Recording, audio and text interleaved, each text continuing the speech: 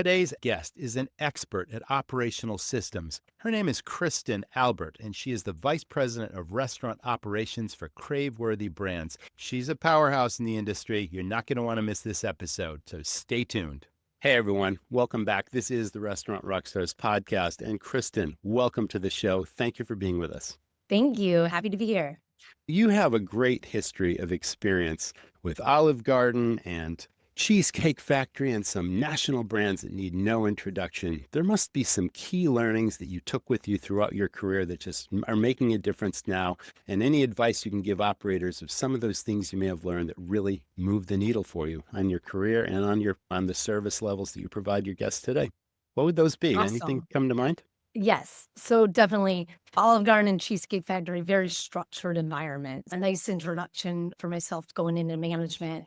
And I really focused on operational excellence from the beginning. So being an internal promotion, I really focused on staff training, culture, guest experience, really spent some time on the floor in each position, understanding really where every staff member lived and see the operational side from their lens. This really helped me pinpoint some inefficiencies in operations and then drive the financial results in a positive way moving forward. Really gave the opportunity to build trust with the team, really dive into the culture and experience building relationships that drive long-term success. Wow, you spoke to three things that are vitally important. We talked about efficiencies, we talked about numbers and finances and KPIs, and then we also talked about culture. All three of those things are equally important to a really effective restaurant organization. Now we're speaking about systems, right? Because a really solid restaurant has systems in place and it covers all those things. But what would you say are the most important? If a restaurant today really is running by the seat of its pants and the owner can't leave and all that kind of thing, how do you systemize a restaurant? If you were to start one today, what would you do first? Actually, I have opened my own restaurant in the Tell us. past, really focusing on those things of what really drives it and starting with making sure that we're operationally sound. So taking the time, really hiring the right people, I think comes first, and then training them and then having those systems in place so you can be as proactive as possible instead of a reactive. So I think those are key to Definitely. have a successful place in I it. So love that you said proactive versus reactive because, again, we can't see around corners. People are constantly putting out the daily fires in the restaurant. They're trying to get the food out on time. Oh, this person called out. There's all these variables that are hitting us every single day. But again, if you can be not reactive, but proactive, that's definitely a great tip forward. So, what were some of the biggest challenges in your career? If you can think back on some of the things you're like, oh, wow, this is a big deal. How am I going to get past it? And then suddenly you did, and you can look back on it with memory or laughter or whatever it is, because this is a challenging industry. Anything really strike you there? I think really moving from one level to the next, and especially moving to multi-unit, I think is a big piece of it. But coming from leading through people. So instead of learning how to delegate and when to delegate so that you can be successful in that. And it makes you be able to plan ahead. So the more you can delegate, the more you can take on at a higher level and make a bigger impact globally instead of just in that one moment across the board. So some of the challenges of really growing that, there's no roadmap for being a manager. I think more than anything, it's more doing and growing in the realm of being in a restaurant. So that's one of the challenges, I think, especially as someone growing, is you just have to take it into your own hands and really just do the job and keep growing in that way. The other big challenge, I think, is being able to make decisions off of the tech that we had back in the past too. So I think tech has come a long way and being able to analyze things and get into that, but really being able to observe in the moment and being able to impact the financial results by observing and changing operational keys. So I think that takes a certain person. It's not just driving results through analyzing the results, but it's seeing what operationally needs to be challenged or changed to drive the results in a positive way. Yeah, tech is a big one, especially AI, which is changing minute by minute. Is Craveworthy using AI to any extent to improve operations, make things more efficient, Saved, that's an efficiency for sure. What do you see happening there? I think AI has changed a lot over the time too, in the sense of people used to look at AI as robots and doing the job for Right. people. Yes. Of course, it's an intelligence thing now too of words we use or to save time in loyalty speeches or how a menu is presented in front of someone. I think in those ways we use AI in a lot of ways to be more attractive to staff or in training a lot of AI tools to get throughput better. Those kind of keys that we use AI, but we're not quite to the point to take over hospitality in that realm with AI. Okay. It's a balance like everything else. So you spent some time as a general manager and you were effective at that and you recognize talent in other people, I'm sure. How do you recognize someone that has what you think could be a great future leader and really give them the skills and the tools and maybe mentor them to get them to that place you want them to be? What stands out in your career in that realm? I think one of the things is you can't create a leader. And so acknowledging that and then you develop leaders. So it's identifying those leaders in the restaurant and telling them, like I said at the beginning, do the job that you want. So it's building that and no one's going to hold your hand the whole way. So take initiative and learn and self-develop, jump in. But some of those key components, clear, compassionate communication, really up and down. So across the board, empowerment is huge. I love So you that word. can't do everything yourself. And the more you empower your people and your team, the more time you're going to have to learn and embrace learning. Always be open-minded and know that you're going to learn from everyone around you. And the other thing is hiring the right people. Hiring the right team around you will make you successful or unsuccessful. So it's like making sure that you have the right people around you at all times. Now, I always say it's okay to have a stellar line cook or a stellar person that just wants to do that one job and they love doing it and they're expert at it. But so many people, do you see in your business that so many people are really looking for the next opportunity? They'll start here, but they really want to see where they'll go. And if they can't find that opportunity, they'll leave and go somewhere else. Are you seeing that? I think more than ever, we're seeing that. So I think the hospitality industry, not even that long ago, wasn't a career for a lot of people. And it's a career for a lot of people now, but they want to join a company that they start as a server, but automatically they want to say, hey, where is this going to take me? Where is that next step? And if they don't see that next step and that career, that roadmap, then they're going to find someone else that will. So people aren't chasing the dollar as much. I think they're chasing that career. Now, you have Definitely. multiple different concepts. Do they all share a similar culture? Are the cultures different in each concept? Do they differentiate themselves to a great degree? Or do you try to have these standardized sort of feeling about the company overall, regardless of what the concept is? How would you describe that? So I absolutely think they have the same culture. So we have core values for Craveworthy Brands, and we hire, we fire, we develop, we do everything in the way that we market, all of it based on those values. And it's really people have to fit that culture to join that. Each brand has its own identity and heart. So it's trying to maintain that identity and heart while always maintaining that same culture of Craveworthy. So it's a fine balance, but it's doable because you really see what we want is every guest to walk into a Craveworthy brand, no matter what brand it is, and know the identity of the brand, but know that it's a Craveworthy brand because of the feel of it, the guest experience behind it. Yes, across all things that each one is different in its own way, but really has that same culture and feel to it. Do you have a director of training that is the overarching person that creates the training systems and the onboarding and how every person gets introduced to the particular brand that they're working in? And do you ever share opportunities across the company where, hey, we've got an opening in San Diego at this other brand? Do you share that information? Well, tell us about the whole how it is to onboard someone, train them, get them up to speed in the culture, and then just make sure they stay within your company. I think that's one thing that Craveworthy Brands actually offers so much is cross brands so that we can utilize them and even put them in the right spot, right person, right place, right seat along the way. I think that we hire and train that, yes, we have a VP of training who's amazing and she has a training team below her.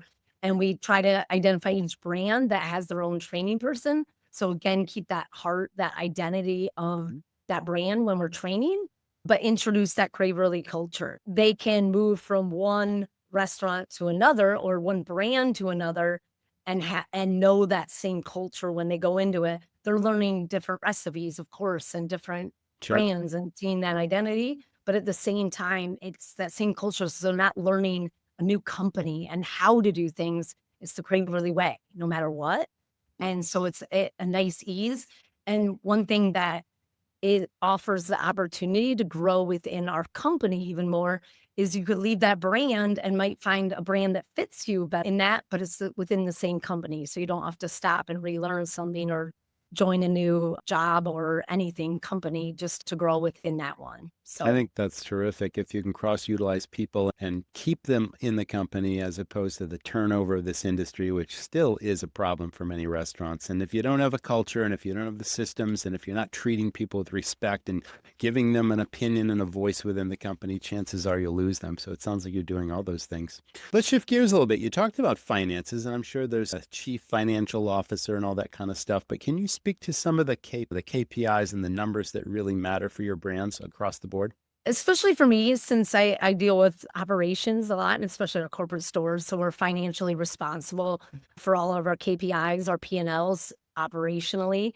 We really focus on 3 things within our brands and especially with our GMs, so we stick to those so they can really dive in, and it's simple. It's sales, COGS, and labor. And I say it's simple to address, but it's not as simple to obviously make sure that they're in line. So we really try to stick to those 3 things because they have the biggest impact on the restaurants and, of course, the profitability of our restaurants. So if we focus on those 3 things, we have those GMs focus on those 3 things, and those are in line, then the bottom line will be great. So really those KPIs. Now, big on the top line, creating obviously it takes care of the bottom line. So the more we focus on sales and building sales and maintaining sales and all of it, then the COGS and labor fall into place as well, and the bottom line takes care of itself. Are the GMs responsible for regular inventory, costing out menus? I'm sure they don't do any negotiating with suppliers because that happens at the corporate level. There's certain leverage there, but obviously you mentioned COGS and profitability and labor and all those things. They definitely have an impact on COGS and labor for sure, and marketing too, and sales, and they're involved in all of those things, I'm guessing. So correct. And we try to hire GMs that have that business side of it too. So it's a balance of that financial acumen and the people first part of it. So they've got to hire the right people, as I said, but they've got to be able to manage the business as well. And so they do go hand in hand, of course. And the more they focus on the sales, local store marketing and getting out there and building the brand. And if they know the identity of the brand, they can go out and bring in the sales, and that's going to help with, of course, costs. They handle all inventory and making sure things are on that. We don't task them with the price points and marketing side, except for the local store marketing. But then, of course, labor comes into play. They can't control minimum wage and all the impact of some of that labor. But Right. of course, having the right people in the right places is their job, and making sure that they have the staff to produce a great guest experience, but managing all those things. And we have certain budgets that they have to stick to and produce and make sure that they're on task. But the number one thing I would say is focus on the sales and then the prime costs of COGS and labor, Definitely. trying to follow up on those. Efficient ordering, efficient scheduling, all those operational things that happen that really affect the bottom line also. And that's such a balance, right? Between having the sweet spot of staff to handle the business volume on any given day or shift, but then not keeping people too long when they're not needed and just really making that work the best efficiently is so important as well. Do you see guest expectations changing? And what are your guests really looking for in your brands today? And do you constantly try to stay ahead of the curve, to stay relevant, to meet those needs, exceed those expectations? What are guests looking for today in your mind? So I think the guest expectations are always changing. And really, we've gone through, of course, COVID changed the guest expectation dramatically. For But sure. then each year it really changes. Are they looking for speed? Are they looking for quality? Are they looking for value? And it's trying to stay on the very edge of what they're looking for and trying to be ahead of it is definitely the name of the game. The one thing I can say is we never compromise our food or service.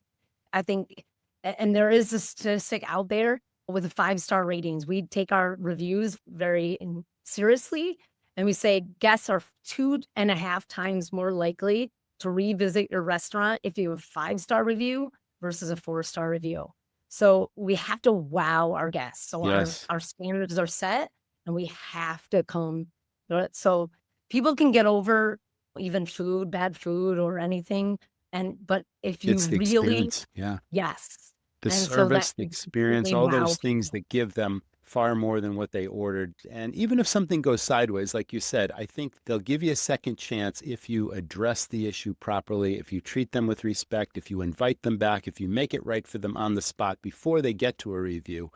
But let's talk about reviews because it's vitally important. And I'm guessing this is a GM and the store responsibility to respond to reviews. But isn't it terrible that human nature is you can give them the most amazing experience on earth, but you almost have to ask them to leave a review. But the minute you do the slightest thing that something wasn't quite right, everyone's just quick to go to those reviews and just slam you for it. And the internet age is a challenge because of that. Back in the day, people would talk and oh, don't go to that place. I had a terrible experience, even if it was something minor. But now the internet really spreads it around. What do you say to that? And how do you respond to a less than stellar review to keep your reviews at 5 stars? So I think you have to set the standard. Guests expect to be wowed. So they expect to have that 5-star experience no matter what. And that's why I say we set the bar at Yes. that, and you have to go out and get them. So we know that our staff delivers 5-star review related experiences.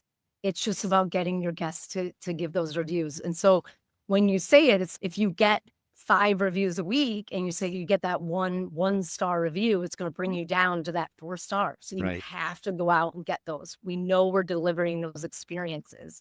So we say, and that encourages guest engagement.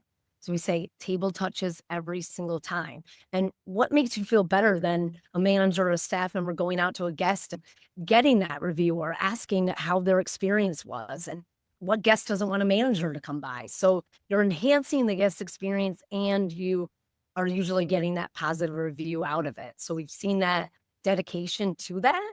And then we get more of those positive reviews through. You used the word empowerment earlier, and I'm a huge believer in that word. And we always empowered our front of house staff to solve problems on the fly without having to ask for a leader to come by. Because, okay, if there's a problem, the guest has to explain the problem to the frontline person, whether that's a server or a bartender or someone who they've been dealing with. And then if that person isn't empowered to handle it, then they have to go get the manager, and then the person has to explain themselves all over again. And we just found it, you know what? Use your best judgment. We trust you to use your judgment, do what's best for the guest, and make it right on the spot if you can. And then as a last resort, then you'd ask for a manager. Do you believe in that? Do you see that happening in your stores? You said it perfectly. So we absolutely say if it affects the guests and the guest experience, every staff member, whether server, dishwasher, manager, what level they are, they're empowered to take care of the guests no matter what. Firsthand. So they don't have to go to a supervisor, anything. Let's take care of the guests in the moment. So mistakes happen all the time in restaurants. It's how you deal with it and how you take care of the guest every single time. That's So, terrific. And that just leads to loyalty. I love to use the word affinity because people love the experience they're getting. They love the menus, they love the brand and the concept, but the experience is what it's all about. And if you can consistently over deliver on that experience, I think that's where the loyalty comes from. So and it's good. yeah, go ahead. Even when mistakes happen, that's the opportunity to get a even more loyal guest. If you take care of it the right way, you would build on that even more than just the experience going right. I think when you take care of something in the right way, guests often they don't experience that everywhere. And so when you take care of it the right way, I think you get a loyal guest even more. Do you liaise much with your marketing team? And if so, are you having input into big ideas with marketing? Has there been anything that was a big idea that just didn't work? You thought, oh, this is going to be a grand slam home run, and it just bombed. It is a learning experience for our audience as well. Some things are great big hits, grand slams, and some things seemingly when they just don't work out. And so answer that and then tell us what really works for your marketing. So I think the biggest way operations, especially deals with marketing, is taking our guest feedback and then our staff feedback too. So really looking at how we partner with marketing and saying, okay, this is what we're looking for. And one of the things I love about Craveworthy is we're not afraid of failure. So we'll take risks and some things fail and you learn from it, but it's not a failure if you learn from it. Fully. That's what we've taken over the last few years of just saying, hey, let's take some big swings, some bold swings. And if we miss, we reassess and pivot and go with another route. Some menu changes that we've had without testing certain things out. We've condensed some menus or streamlined some menus and went away from a little bit of a brand identity of one of our brands, and it backfired on us. We lost some regular guests and had to go back and grovel for some of those or Yeah. change back, Huh? bring back some of those old things. And we learn from it and you move on and we say, okay, we need to do a little more research and analysis before we make some of those really bold swings back and forth. But we'll keep pushing and always be innovative and always be the risk takers in the industry. You ever use loyal guests as part of focus groups at all to try out new menu items or marketing promotions or any of that type of thing to involve your customers as advisors in a certain way, throws them a bone, makes them feel special, but you get real honest feedback from it? Does that work? That's great. And we definitely have done that in the past. We do even LTOs, limited time offers that we do put out there for guests. We'll just do it on the app for loyalty members. So they get a secret menu. So it draws them a little bit, but also they get to test something out. So your best feedback comes from your loyalty program and your loyalty members. So we really take their feedback and we use a few loyalty programs, platforms across the board. Really digging into their feedback, I think means the most. Are LTOs a quarterly thing, biannual thing? Like how often do you do LTOs in the different locations that you have, the different concepts? For every brand, we do quarterly LTOs. And so they dictate what we put on the menu on the either annual changes or the biannual changes that we do for our menu. So we really try to test those things out before we go live with on the menu. There have definitely been times that we haven't done that and Yeah. we just go bold, but we love to do quarterly ones because by the time 3 months goes by, guests are getting a little bit, they want something new. They want something out there. And so we want to give them something in each brand to talk about and see and try. And then that way they're part of the new menu when it comes out. So Are they a combination of tried and true proven ideas that were big hits that people love that you bring back with new innovative items, or are they always new items every time you roll out a new quarterly LTO program? How does that work? I would say, especially with the acquisitions that we've had, so most of our brands are new when they come to it. So we're in the first year of a lot of them. I see. A lot of times when they're more than 1 year, I would say that they're a spin-off of something that we've done, but they've got to have that brand identity still in place. So as much as we try to do something brand new, of course, cost comes into play too. So we want to cross-utilize a lot of our products. So we don't want to go crazy and bring in a bunch of new SKUs for something, but it's got to fit that identity. So more times than ever, it's something new, but it's a spin-off of something new. And then if we revisit anything, it's more, it goes towards the regular menu if it was very successful on that. Great. Do you travel to the different locations and secret shop, or do you check in with the GMs from time to time? Do you have direct involvement with the stores at your operational role? So I love this because I work for a company that is so operationally focused. My job, even as a senior vice president, is to be in the restaurants. And I believe in it wholeheartedly. That's where the impact comes. So I love building relationships with GMs at any level. Of course, I have my regional directors, but being in the restaurants and I travel to them all the time, every other week. And then, of course, I have some in Dallas that I'm in a lot too. But spending the time in the restaurants, observing and watching things, again, that's the only way to impact it. That's where all the great ideas come from, the teams, the staff, my own observations, everything. So you can't change anything unless you're in the restaurants where all the feedback comes from. So Would you say for your company that the labor challenges are on their way out and you're no longer struggling with that, as some operators still are and some have moved past it and they're no longer having problems? Are there any staffing issues with your different brands? And if so, how are you overcoming that? I truly think that there will always be staffing and labor issues as wages go up and finding the right people that are bought into culture. But as I said earlier, if you find the right people that are want to grow and they buy into your culture, it's a lot easier. So I believe in not hiring, not a necessity ever. So you'll end up doing all of the work anyway, and it'll be harder for you. Even if you have the people, you'll end up spending more money on labor and doing more work. So it's really finding the right people, but it all starts with the leadership. So finding that GM, making sure they're trained and to that point, and then they can hire that staff. But I think it's always a challenge, but always being open to always hiring good people and never saying I'm fully staffed, I'm good to go, because you can always hire good people on top of it. Are you looking to grow the company with different brands, or you just want to expand the brands that you have to more locations? Yes. So yes to both. To both. Okay. So I think that we're always looking for brands that fit our culture to acquire. So we're at 20 brands right now in Craveworthy Brands, but we want to grow those ones within our portfolio. So trying to figure out which ones to prioritize and really grow and franchise and grow corporate restaurants, everything. But like I said, while we're doing that, Greg is very passionate and looking for other brands that fit in our portfolio and with our culture. So we're always open to both. Like people, we're always open to good people. We're always open to good brands that we want to help grow. Thank you so much for joining us on the show, Kristin. You've shared so much about efficiency, profitability, and KPIs and marketing. We covered the gamut. We really talked about really solid operational practices that our audience can benefit from. So I appreciate that so much. I loved it. Thanks for having me. It's been a pleasure. That was the Restaurant Rockstars podcast. Thank you so much to our audience for tuning in. Thank you to our sponsors this week. We hope you all stay tuned, and I can't wait to see you in the next episode. That's a wrap. Thank you so much, Kristin. That was great.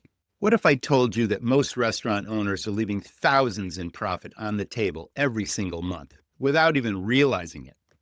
In the next 60 seconds, I'm going to show you how to stop working in your restaurant and start running it like the profitable business you've always envisioned.